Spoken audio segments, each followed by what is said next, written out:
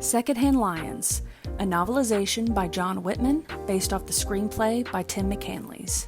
Narrated here by Foster_reading. I have also included connecting questions at the end of every chapter in case your teacher may want to use it. Otherwise, you can continue on in the Secondhand Lion playlist on my channel to keep reading.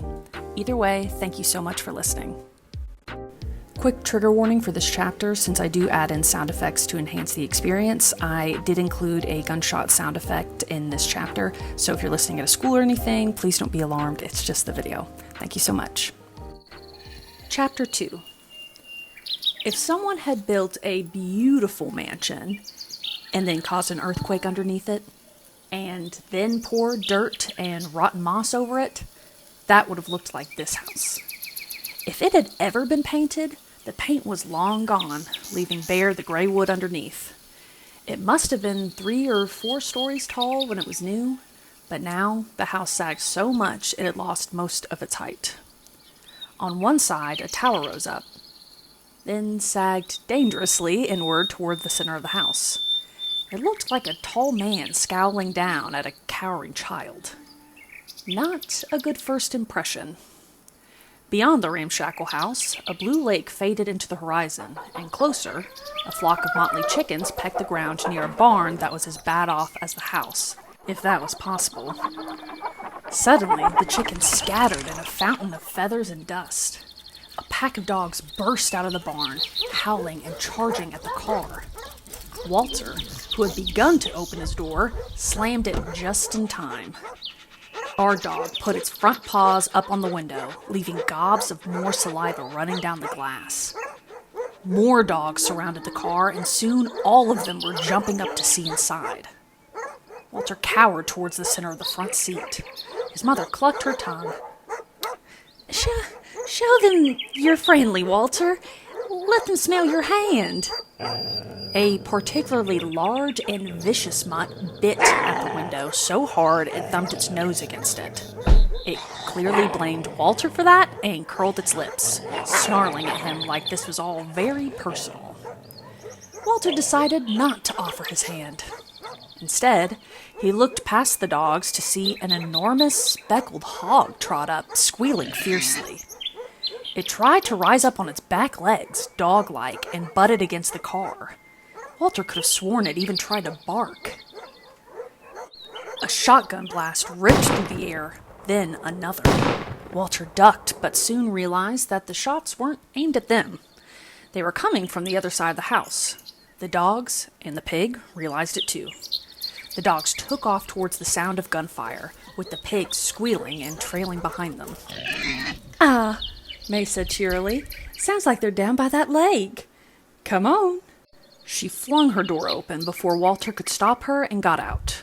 Walter briefly considered shutting the door and locking it, but as his mother walked away, he decided that a quick death under the jaws of the dogs might be preferable to a slow death by thirst and starvation in the car.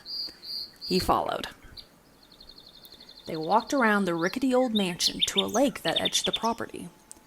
Standing in the shallow water near the shore were 2 shadowy figures set against the light of the setting sun. In the dusk, they looked larger than life. For a moment, Walter thought they looked like the heroes he had read about in his adventure books. Then, one of them lowered a shotgun towards the water and fired. Boom! A plum of water shot up and splashed down on the 2 men. "Did you get 'em?" one shouted. "No. Where'd it go?" yelled the other. "There, between your feet." The second man aimed the shotgun right down at his own feet. Kaboom! Water flew. "Ha!" the man yelled. "Winged him." "He's running for it."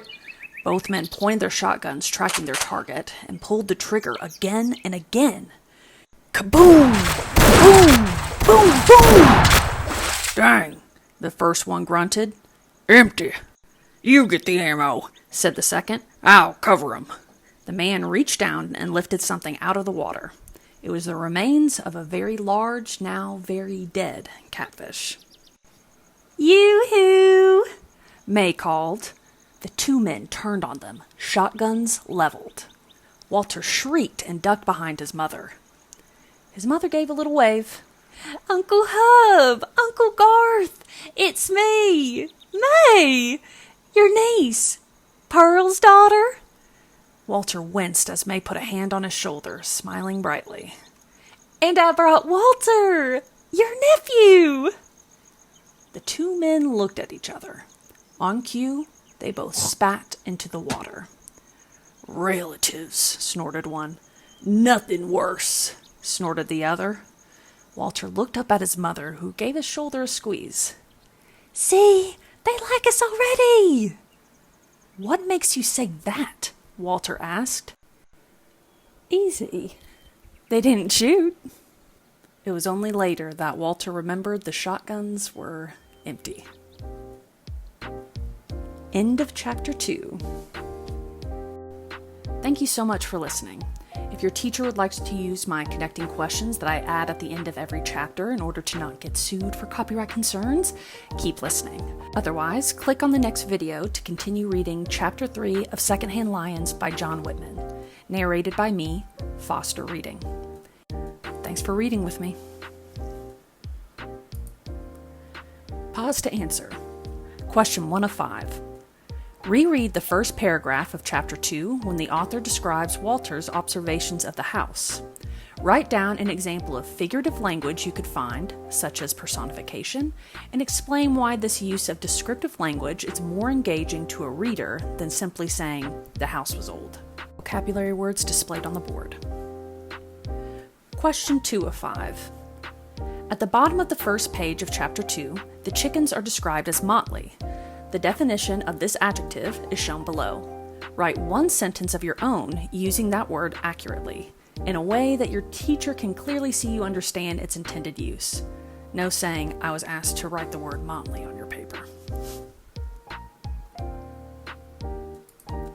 Question 3 of 5.